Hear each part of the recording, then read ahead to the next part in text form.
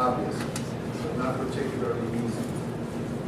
Reshaping the fundamentals of our budgetary processes, restructuring recreation center operations that were losing close to $500,000 annually, stopping the bickering at City Hall, improving resident services and quality of life here in Seven Hills. All that while trying to live within our means at a time when costs are constantly increasing everywhere. This evening, I want to tell you how we met those obligations and the challenges that brought us to this point. I'll first begin by telling you that the state of Seven Hills is strong. 2012 to 2015 were rebuilding years. 2016 to 2017 were challenging years. Seven Hills is again moving forward in 2018 and 2019. The state of Seven Hills is excellent. Our city's finances are strong. There is a vibrancy and growth in our key business sectors. We are seeing more development now than in the past 5 years. So our attitude is positive, and our expectations for 2019 are exciting. Most importantly, Seven Hills is in great shape because our residents make it great. People who watch out for each other to assure our mutual safety, neighbors who take a few minutes to help each other, volunteers who step up to help the city. That didn't happen by accident. There was a strategy to this. I want to spend some time this evening to share with you some of the successes that few thought even possible just over a year ago. Again, I want to make it clear. None of this success, none of it, happened as a result of chance. It's the result of decisions and hard work made by your city leaders. Together we have made Seven Hills stronger than ever. And more importantly, we have forever changed the course of our future for the better. It wasn't long ago that we were on a much different path. The controversies and rancor of just a year ago at City Hall damaged our city and our reputation. That was a red flag we simply could not ignore. Budget deficits, personal agendas, and the city beset by hyper-partisan politics were decision-making. That's all changed. This new council and our administration have shown that we can work together when we actively seek common ground, even when we disagree. Anything is possible. Let me tell you how we achieved all of that. The administration and council generally applied 7 strategies to accomplish the results I'm about to review with you. These focus areas are on the slide behind me. They include fiscal management, health and safety, infrastructure, environment, economic development, quality of life, and future planning. I want to first introduce the city officials, some of whom are here with us this evening, who worked with us to do that. First of all, to my left, Council President Tony Biasiata. Tony has brought invaluable financial prowess to our budgetary planning. I don't know what we would be doing without your guidance, Tony. Thank you so much. Thank you, Mayor.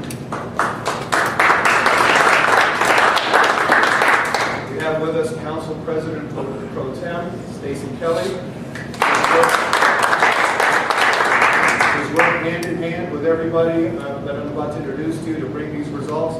And again, without your guidance, your help, and your assistance and willingness to work, again, I don't know where we would be without you, Stacey. Thank you. Councilman Pat Elliott could not be with us this evening.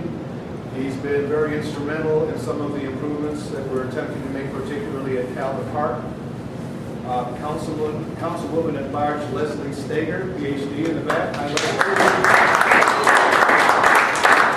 The chairperson of our Rules Committee, who has been very influential in implementing some of the ethics modifications and other rules that we have been applying to help guide the council in properly dealing with each other with the world at large. Thank you, Leslie, for your work in that regard. Thank you. Ward 2 Councilman Bob Roble. Hi, Bob. Bob just recently retired. I don't know how we're going to find his replacement. He also has been instrumental in the modification and corrections of some of our budgetary ills. If you have a budget problem, Bob was always the go-to guy. Thank you again for all of your work, Bob. You will be sorely missed. Good luck with what you're going through. Ward 3, Councilman Tom Snitsky. Tom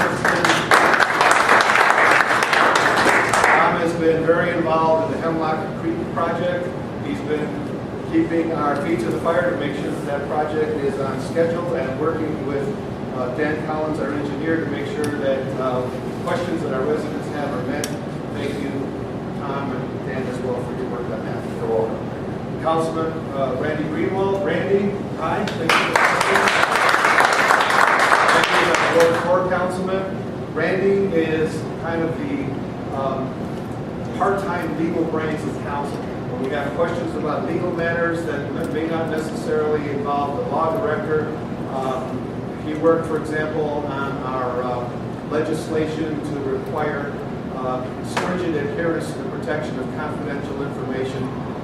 Most of that work was Randy's in conjunction with the law director. Thank you, Randy, for your work in that regard as well. No level of government touches your lives more closely than city government. If you have a problem that requires law enforcement, our police respond. If you have hopefully not a fire or a medical emergency, our fire department responds. Trash pickup is managed by the city. Leaf pickup, maintaining the infrastructure, cleaning out your sewers, repairing our streets, and so much more. There is no level of government that touches your lives more closely than the city government. And that's why it's so critical that it's done properly and managed correctly. When you pick up a phone, send an email, come to a meeting, you rightfully expect and deserve action. And that has been our goal.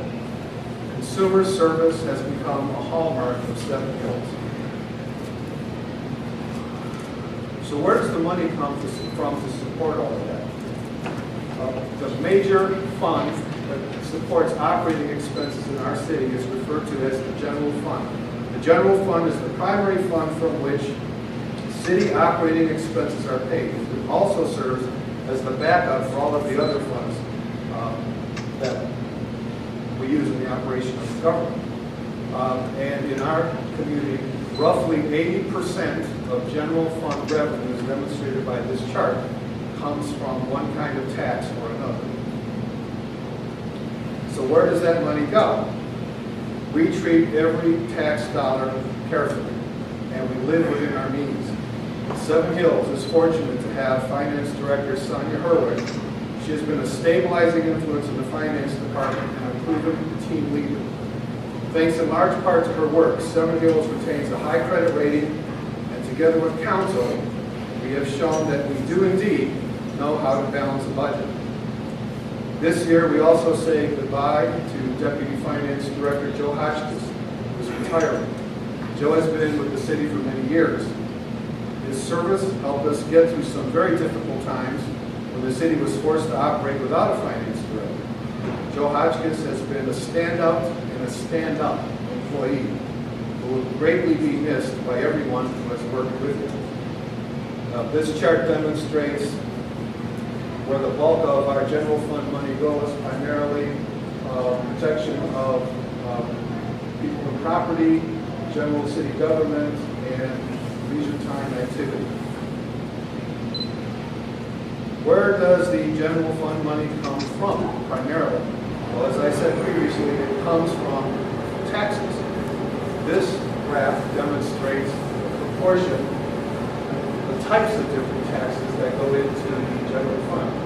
Excuse me. Roughly 82% comes from income tax, and about 15% comes from property tax. The actual numbers, property tax in 2018 was about 1.1 million. Income tax was about 7.5 million. So you can see the bulk of our income, in the general fund anyway, comes from income tax. That's why economic development is such a critical thing that we have to focus on. I'm going to talk a little bit about the general fund balances over the last 10 years. This rectangle demonstrates the declining, unencumbered, rounded general fund balances in millions for the years 2009, 2010, and 2013. In 2009, we got about $4 million in our general fund. In 10, that was down to 2.7, and in 2011, it was down to 1.5.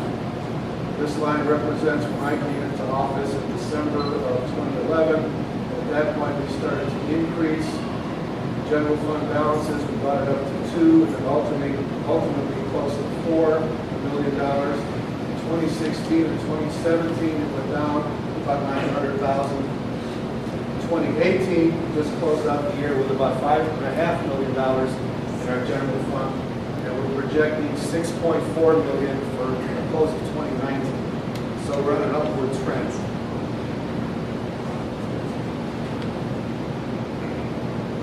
In 2018, Seven Hills finished under budget for our general fund expenses. And I'm pleased to report that last Monday, March 25th, Council approved our 2019 operating budget of about $9.7 million in general fund operating expenses and an estimated general fund revenue of $10.7 million. This chart demonstrates expenses over losses going back to 2009. Before I came into office, you see that the expenses were exceeding revenue by roughly $1 million per year. A little bit over, actually. So in those 3 years, the loss totaled about $3.7 million. When I took office in the beginning of 2012, we reversed that trend, and we actually started bringing in more than we were spending out of the general fund. So in the years 2012 to 2018, we actually spent $4.1 million less than our revenue. You can see that there was a gap in here where it kind of inverted, but we had a jump up in 2018.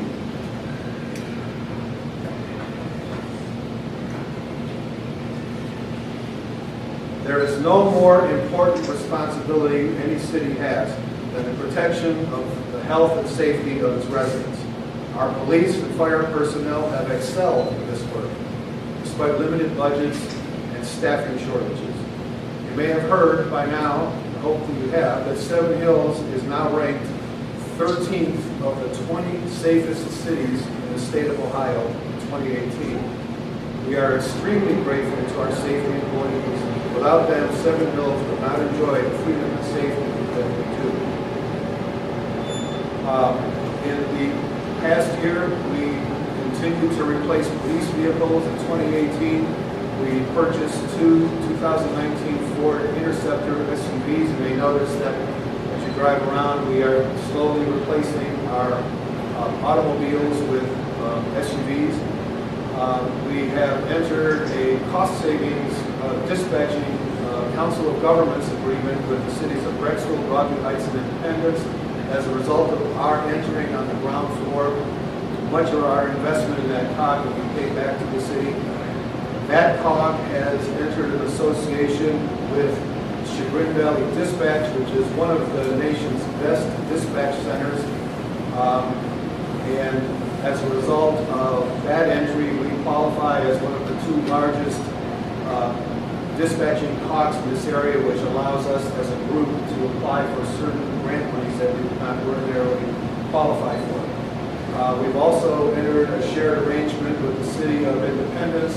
They have an animal control officer there on a full-time basis, whose hours are not necessarily always filled. And so we've contracted with them to have a animal control function that we didn't have here previously.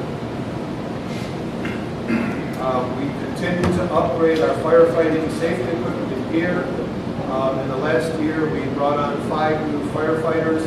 We purchased 2 new fire squads. If you haven't seen them yet, they are really pretty impressive. They're built on Freightliner frames, far more substantial than what we had previously. If you see them around, you'll know what I mean. They're really beautiful pieces of equipment. We've upgraded some of the facilities of the police department, including the installation of a new security door. We've installed an exhaust evacuation system at the firehouse to take and remove the exhaust from vehicles and evacuate outdoors. And we are continuing to work to bring on some additional police officers. We're shorthanded in the police department by FBI statistics, and that's something we need to attend to. I'm going to talk a little bit about streets. This year, we entered a 50% partnership with the city of Parma to split the cost of paving West 9th. Kudos to our council president, Tony Biassiata, who took the lead on that. We have also obtained a commitment from the county to provide funding for the paving of East Sprague Road, which sorely needs it. That, though, won't happen until 2020. Our total cost for doing that work, because it's divided between the county and Broadview Heights and us, our cost will be about 10% of the total project cost. We've entered a partial reimbursement grant program with the county to help offset our cost of crack sealing. So we're going to continue with that work, partly covered by county money. The county has also agreed with the city to provide 50% of the cost of paving McCreary Road, which also needs it pretty badly. That'll happen this year. These partnerships save about $1.6 million in Seven Hills tax dollars. Other infrastructure. The county has agreed and is paying for 100% of the replacement of 30 catch basins throughout the city. We've engaged the county public works on an a la carte basis to start providing some of the sewer maintenance, storm and sanitary sewer maintenance for the city. The Hemlock Creek project and 2 large grants, as I mentioned before, is on track. We received 2 large grants for that project.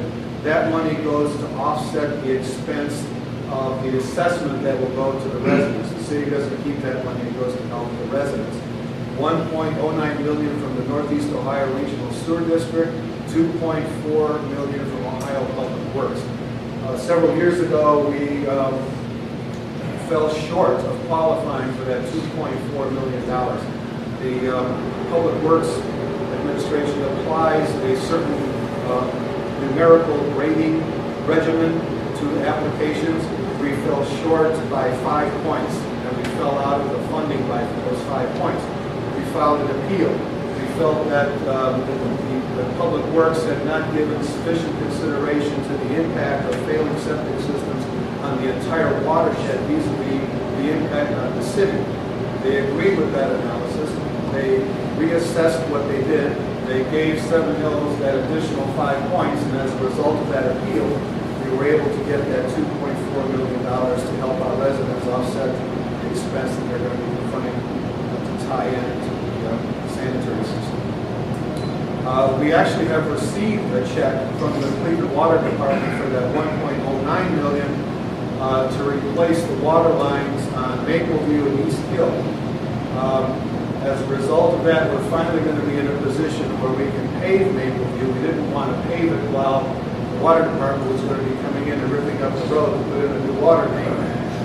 That water main is going to be installed, and we're going to be paving Mapleview this year. As I say, that $1.09 million is already sewer fund of the city. Our service department. I can't tell you how impressed I am with our service department personnel. We are down to 15 total staff, that are full-time staff. In 2010, we were at 22. That's a 32% reduction in the total number of service department staff that we maintain. Their responsibilities have not gone down.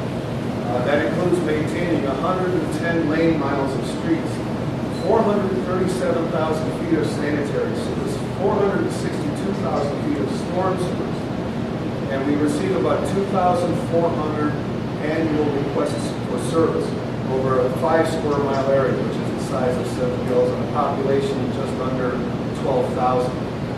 In 2018, we expended $25 2,300 personnel hours and hired an outside contractor to complete the leaf pickup program at a cost of $77,000. Our snow plowing program is practically second to none. I don't know how many of you followed the news a year or two ago. One of the local TV stations in the middle of a snowstorm went around to kind of assess how different cities were managing in the middle of the snowstorm. And 2 cities they found were the best performers during that tough storm.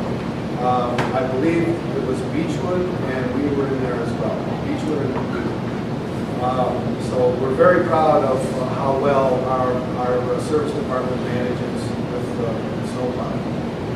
Our trash removal contract, we're engaged now with waste management. The 2018 cost was $770,000. The 2019 cost was scheduled by contract to go up to $850,000. As I say, I can't tell you how proud I am of our service department. You call them in the middle of the night. If there's an emergency of some kind, a tree has fallen over, a sewer's backed up, a street is overflowed, and they're out there up to their waist sometimes in water, cleaning out that sewer. We have some great people in our service department. Talk a little bit about economic development and invite someone else to come up here momentarily. It's essential that we continue to build up the economy of the city to improve our future and the quality of life for our residents.